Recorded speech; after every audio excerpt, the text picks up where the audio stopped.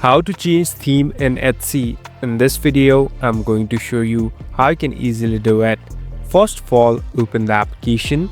Now, here on the right top, you can see your profile icon. Simply tap on the profile icon, and here there's a section called Settings. Simply tap on Settings. So now we are in this settings interface. Here you'll be able to find different options and can even customize it. So here there's a section of dark mode. Simply tap on dark mode. So this is the place where you can change the theme. Basically there are two different types, dark mode and light mode. So it's up to you and the way you like the interface. So you can choose the one that you like. At last you can simply go back and you're all set to go.